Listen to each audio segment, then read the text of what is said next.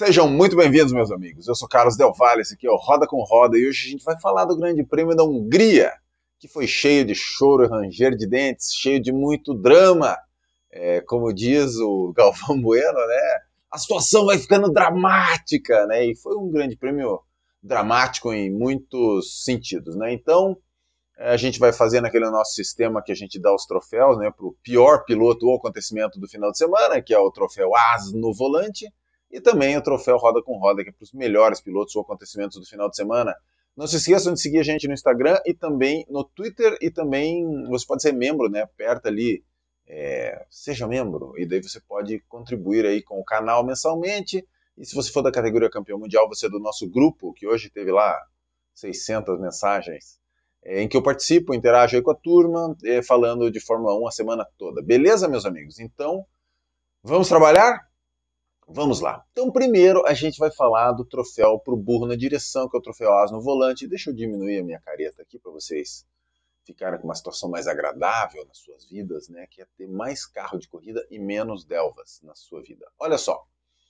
Quem que vai ser o maior As no Volante, talvez, do ano?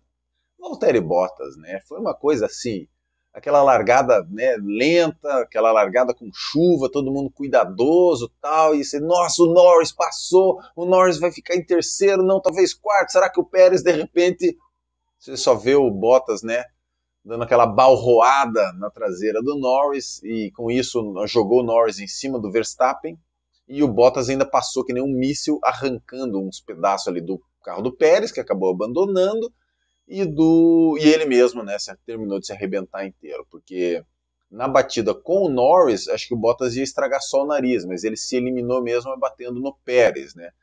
Então, um serviço sensacional do Pérez, porque assim, ele removeu, um serviço sensacional do Bottas, né? Porque ele removeu uma Red Bull que é o Pérez já no ato e ainda por cima é, jogou o Verstappen também para fora, porque o Norris que ele atingiu jogou o Verstappen longe, e o Verstappen teve o carro muito avariado, o Verstappen conseguiu continuar na corrida, teve a bandeira vermelha, mas o carro tinha muitos danos no assoalho, naqueles defletores laterais ali, e com isso o Verstappen não conseguiu, tinha dificuldade para passar até a Haas do Schumacher, ele ficou preso uma semana atrás do Daniel Ricciardo, aquela coisa toda, e no fim das contas o Verstappen chegou em décimo, né?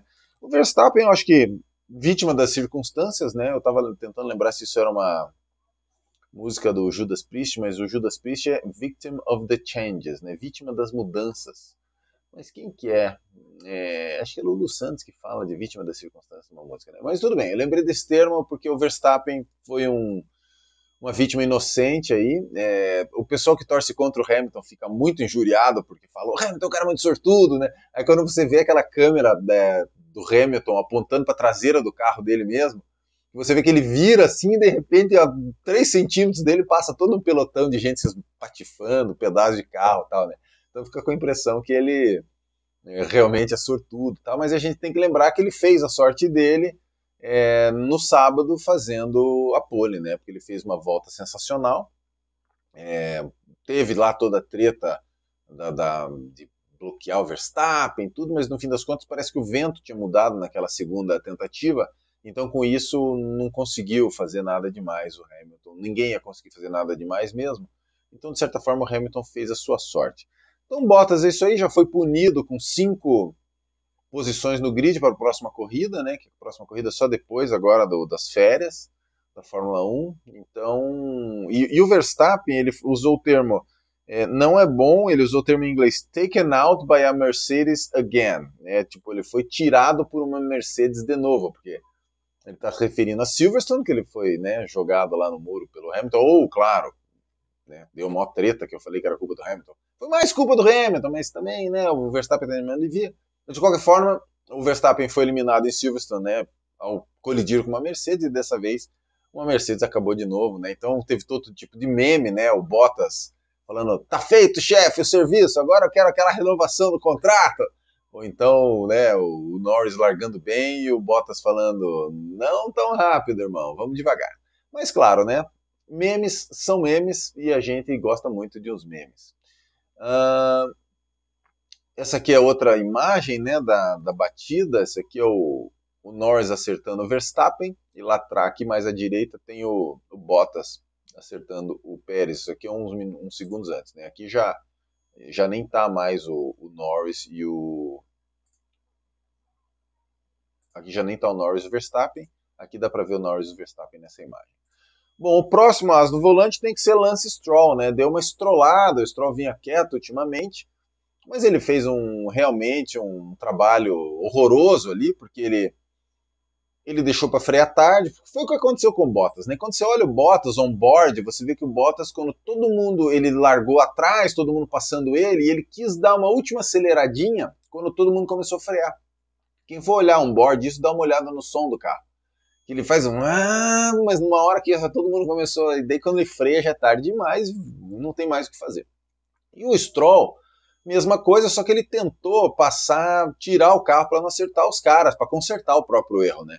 Só que o que aconteceu com o Stroll foi que ele pulou na grama, daí perdeu totalmente o controle do carro, subiu no carro do Leclerc, né? Escalou, montou em cima, e com isso eliminou o Leclerc ali também, né? Então o Stroll fez um trabalho, na verdade, parecido com o do Bottas, ele ficou menos famoso ali porque simplesmente ele não teve uma repercussão tão grande, não mexeu com o pessoal que está liderando o campeonato, né?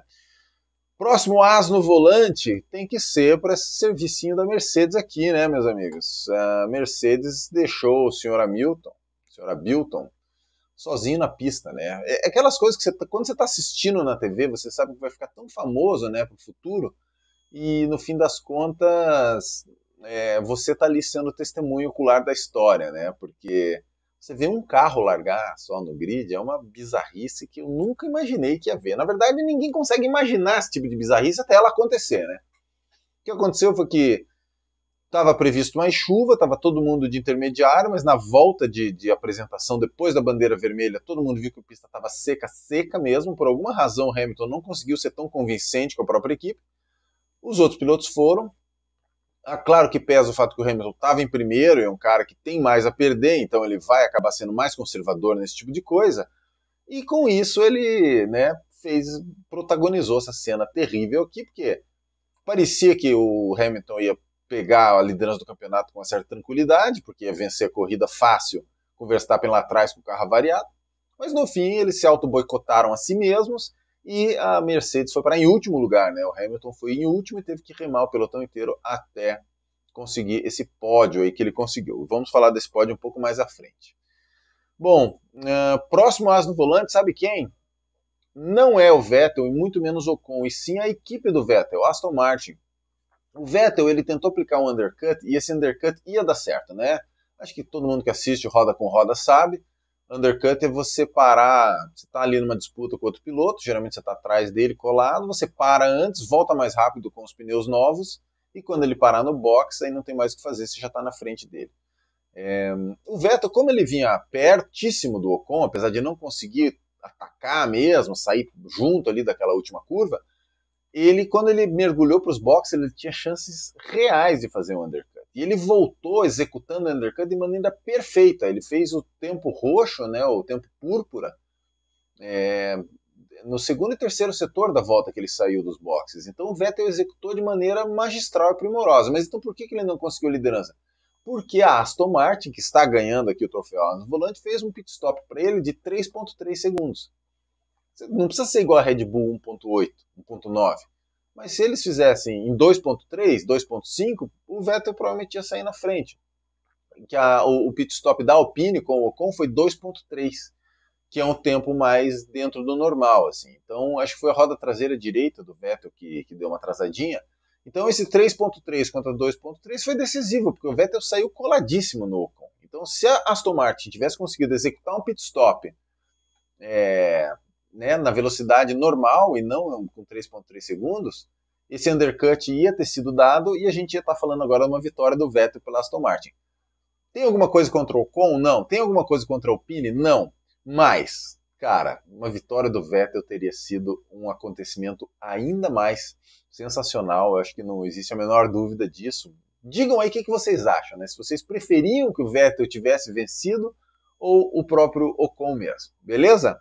Então fica aí Aston Martin. E o próximo as no volante que eu vou dar é para esse cidadão aqui. Esse aqui é ele batido no treino, né? Carlos Sainz. Eu não entendi no começo da corrida. Eu olhei lá, tava assim, Ocon, Vettel, aí vinha acho que Latifi, Tsunoda e Sainz. Desses 5 carros, o carro mais rápido, teoricamente, é a Ferrari, né? Então eu não sei o que aconteceu, que né, eles foram perdendo terreno de um jeito absurdo. Assim, o Latifi foi ficando lá 5, 10, 15 segundos atrás do Vettel e do Ocon, e ele foi ficando para trás, e o Tsunoda e o Sainz também ficando para trás. Eu não entendi. O Sainz, na minha opinião, deixou a desejar no sentido de não conseguir superar o Tsunoda e o Latifi.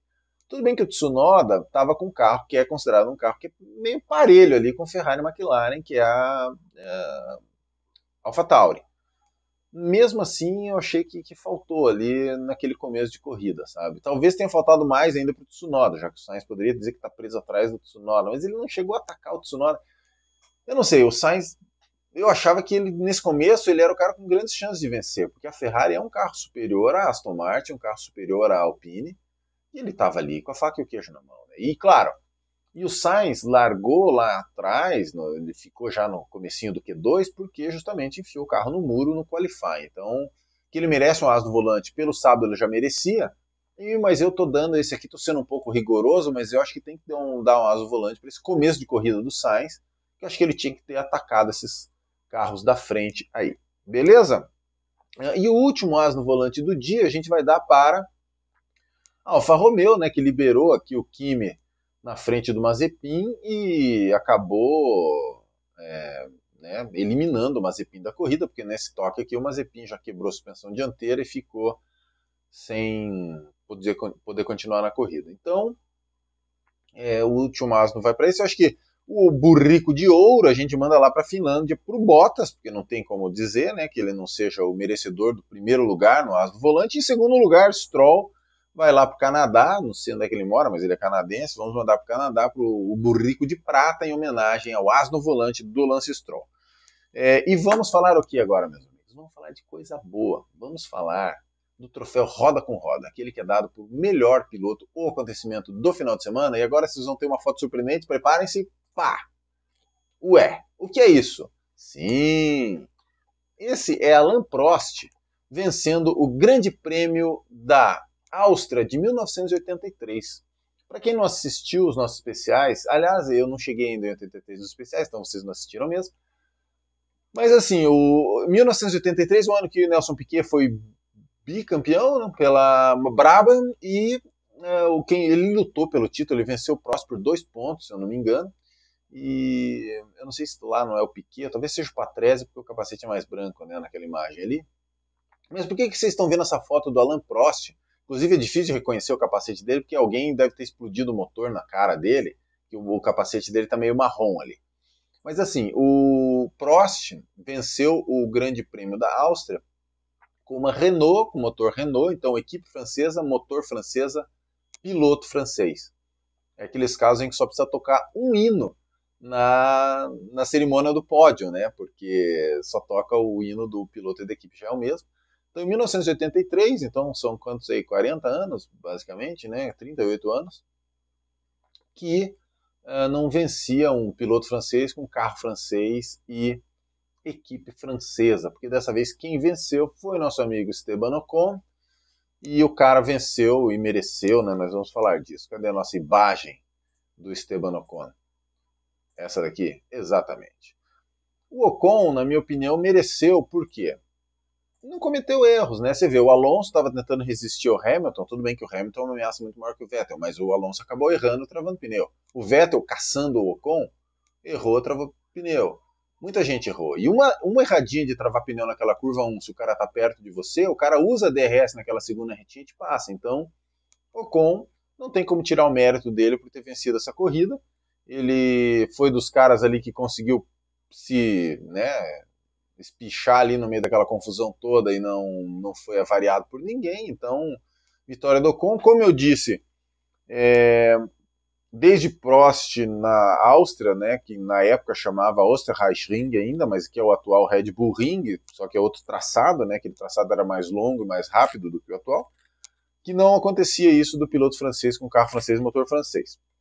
E o Ocon é o 14º piloto francês da história a vencer na Fórmula 1, sendo que é o segundo seguido, né, em anos seguidos. Ano passado Pierre Gasly ganhou lá em Monza e depois esse ano agora está o Ocon ganhando aqui, sendo que antes do Gasly ficou 24 anos sem nenhum piloto francês vencer uma corrida na Fórmula 1. Beleza, meus amigos? Eu acho que a primeira vitória da Alpine, né, enquanto equipe, é o primeiro ano deles de já vencer essa corrida. Lembrando que a Alpine é a equipe de Anston, ou seja, é a equipe que já foi Toleman, depois Benetton, depois Renault do Alonso, aquela azul e amarela, e ela chegou a ser aquela Lotus, que não é a Lotus do Senna, mas é aquela Lotus que o Kimi ganhou 2 corridas, né? Então, essa equipe de Anderson já ganhou corrida como Benetton, né, lá no tempo do Berger, depois Schumacher e tal, como Renault, Alonso, etc. E como Lotus, aquelas 2 vitórias do Kimi, a de Abu Dhabi, como é que é? Just leave me alone, I know what to do. E depois o Kimi ganhou no ano seguinte, ainda na Austrália. E, claro, é a 50ª vitória da equipe de Anston desde a sua estreia em 1981, se chamando Toleman. Então, quando você olha para essa Alpine, você tem que lembrar da árvore genealógica dela, que ela já se chamou Lotus Preta, já se chamou Renault do Alonso, já se chamou Benetton, já se chamou Toleman. Beleza, meus amigos? Outro cara que tem que ganhar um super troféu roda com roda para o melhor piloto do acontecimento no final de semana, Sebastian Vettel também passou incólume pela largada. E o Vettel, ele fez uma corrida, né? Não deu para atacar a Alpine, porque são carros equivalentes, com pneus equivalentes, e num circuito que não se ultrapassa. Se você tiver em carros equivalentes com pneus equivalentes. Então não dá para culpar o Vettel por não ter conseguido passar o Ocon. Ele teria, na minha opinião, ele merecia vitória, porque ele teria conseguido o undercut, vencer na estratégia de boxes, parando uma volta antes do Ocon, mas ela não foi bem executada pela equipe, não foi culpa dele. Então, eu acho que os méritos aí de Ocon e Vettel são equivalentes, na minha opinião. Mas digam, né? Como eu já disse, eu perguntei agora há pouco, mas escrevam aí embaixo se vocês queriam que o Vettel ganhasse ou o nosso amigo Esteban Ocon. Quem que é o próximo troféu roda com roda? Fernando Alonso, né? O cara que venceu o piloto do dia pela FIA e ele, assim, muito porque fez uma boa corrida mesmo, né? Foi o melhor resultado dele pela Alpine, né? Que lugar que o Alonso chegou mesmo? Nossa, eu tô com tanto zoom aqui que chegou em quinto, o melhor resultado dele pela Alpine. E o Alonso, a defesa que ele fez contra o Hamilton foi fenomenal. Todos os torcedores do Verstappen ou haters do Hamilton gostaram muito do que o Alonso fez, porque provavelmente custou a vitória para o Hamilton, né? E o Hamilton ficou várias voltas preso atrás do Alonso, naquela defesa primorosa que o Alonso fez, né? E com isso, o Hamilton, na linha de chegada, ele tinha chegado já em nível de DRS contra o Vettel. Então dá para extrapolar, como o Hamilton estava com pneus amarelos muito mais novos, que existia uma chance razoável se ele conseguisse passar o Alonso logo de cara ou depois de 1 ou 2 voltas, ele teria chegado e lutado talvez pelo segundo e talvez até pela vitória, né? Então o Alonso foi preponderante no resultado da corrida. O Nico Rosberg falou isso na transmissão. E a gente tem que dizer, né, que guiou muito mesmo, né, e limpo, né? É legal de você ver batalhas Hamilton-Alonso, porque nenhum dos dois tem a tendência de ser, olha aqui os caras entrelaçados aqui, né? Aqui chegou, parece que está sendo uma fumacinha, né? Nenhum dos dois chegou a, né, jogar sujo, etc. Então são dois pilotos que eu acho legal nesse aspecto, assim. Você nunca viu o cara apelar, né? Eu acho que Hamilton e Alonso são muito. Claro que o cara não vai aliviar, mas eles são. Eu acho muito legal isso. Os caras que nem o Kimi também, né? Que você nunca viu o cara se subir o sangue nos olhos e começar a fazer coisas deselegantes. E o nosso último troféu, roda com roda, vai para o senhor para a equipe de Grove, né, para Williams, que é o nosso amigo George Russell, que marcou finalmente seus primeiros pontos depois de 48 corridas pela Williams, marcou ponto agora o Russell. Claro que o Russell é extremamente diferenciado, é mais uma questão de circunstâncias, né, vítima das mudanças, como diz o Judas Priest. Prefiro muito mais Judas Priest que Lulu Santos. Quem for fã do Lulu, puxa, sem problema nenhum, né, mas eu prefiro Judas Priest. E então, vítima das mudanças, né? A Williams piorou muito aí nos anos que ele chegou. E o detalhe é que a Williams marcou ponto com os dois carros, né? Vamos aqui ver o resultado da corrida. Foi Latifi em oitavo e Russell em nono. Então a Williams agora fez 6 pontos. Vamos já pular para ver onde é que a Williams foi parar no campeonato de construtores. Agora a Williams pulou na frente da Alfa Romeo e da Haas. Né? A Alfa Romeo tem só 2 pontinhos e a Haas tem 0. Então agora a Williams pulou de 10º para 8º no campeonato de construtores. Isso pode fazer diferença lá para frente. E claro, bagunçou todo o campeonato por conta dessa corrida maluca que aconteceu, né? Deixa eu me esconder mais aqui ainda, para não atrapalhar aqui. Mercedes. Mercedes, 300 pontos, agora está 10 pontos na frente da Red Bull. A impressão que eu tenho é que tudo que podia acontecer de errado com a Red Bull aconteceu nessas duas corridas. A gente estava até conversando com o meu sobrinho Matheus Del Valle no pedal hoje, falando que a gente tinha a impressão que o Max Verstappen estava indo embora com o campeonato embaixo do braço, depois daquelas vitórias dele, principalmente na França, né, uma pista pró-Mercedes. Mas no fim das contas, duas corridas aí que aconteceu que não podia acontecer, o Hamilton uma vitória e um pódio, e o Verstappen marcou um ponto nas duas corridas, então com isso a Mercedes está 10 pontos à frente. Na briga, McLaren e Ferrari totalmente sem... Não dá para dizer quem que vai bem, porque o Norris, que vinha marcando ponto, acho que tinha marcado em todas as corridas do campeonato, não marcou dessa vez, foi eliminado pelo Bottas, e com isso agora está 1,63 a 1,60, está 3 pontinhos só separando. Com certeza essa briga vai até o final do campeonato, porque as duas equipes são equivalentes, na minha opinião, em termos de piloto e em termos de equipamento, então vai ser muito interessante ver essa briga. E a briga de foice ali, Alpine, Aston Martin e AlphaTauri, ficou mais de foice ainda. Vocês lembram que semana passada eu falei, né, poxa, a Alpine está um pouco longe ali, mas eles podem chegar. No fim, agora a gente tem a Alpine na frente das outras duas. Né? A Alpine está 9 pontos à frente da Aston Martin, que por sua vez está 2 pontos à frente da AlphaTauri. Então, provavelmente essa luta pelo quinto lugar, aqui entre Alpine, Aston Martin e AlphaTauri, vai ainda até também o final do campeonato. Então, muito legal que a gente tem briga pelo título de construtores, depois a gente tem briga pelo terceiro lugar, tem briga pelo quinto lugar, briga tripla entre 3 equipes. E o campeonato de pilotos, nós temos o Hamilton agora 6 pontos à frente do Max Verstappen. Quem queria imaginar que depois de duas... A gente tem que lembrar que 2 corridas atrás, Max Verstappen estava 28 à frente do Hamilton. Né? Então, é o que eu falei, dava a impressão que o Max Verstappen ia embora com o campeonato na mão, e eu acho que vamos ver como é que vai, porque essa pole da Mercedes agora deu muita moral, né? Eles conseguirem fazer pole no Hungaroring, que é a equipe, né, um circuito mais para a Red Bull. Lando Norris ficou estacionado no 113, Bottas também no 108 e Pérez também no 104 e Leclerc estacionado nos 80. Do terceiro até o sexto do campeonato ninguém marcou ponto, foi todo mundo eliminado. Então quem aproveitou foi o Carlos Sainz, que agora está empatado com Charles Leclerc e está com 80 pontos, empatadinho, né? As duas Ferraris têm 80 pontos cada um. E o Daniel Ricciardo vem bem longe ali, com 50, 30 pontos atrás das duas Ferraris. Vettel fez bastante ponto, dessa vez ele está com 48, já está com 30 pontos a mais que o companheiro de equipe Lance Stroll. Pierre Gasly 48, e o Ocon ainda vinha longe, né? Mas está com 39 e 36 do Alonso. O Alonso vinha prevalecendo bem contra o Ocon, mas agora com essa vitória do Ocon, o Ocon passou 3 pontinhos à frente do Fernando Alonso. Eu acho, meus amigos, sério mesmo, eu acho que é isso aí que nós tínhamos para falar desse negócio. Última coisa que a gente sempre faz, o que é? Ver a data da próxima corrida, né, pra gente ver. Então, onde é que a gente vai aqui? Schedule, né, eu sempre falo a mesma coisa. Belgium, 27 a 29. São 3 semanas isso? Ou são 4 semanas? São 4 semanas, né? Deixa eu ver aqui no calendário que é mais fácil de ver. Eu não vou ficar tentando fazer conta aqui, porque às vezes falta, né, um oxigênio no cérebro.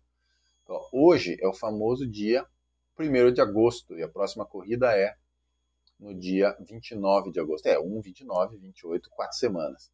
Então a gente fica agora 3 semanas sem corridas, então, como diz Rubens GP Neto do Boletim do Paddock, visitem lá.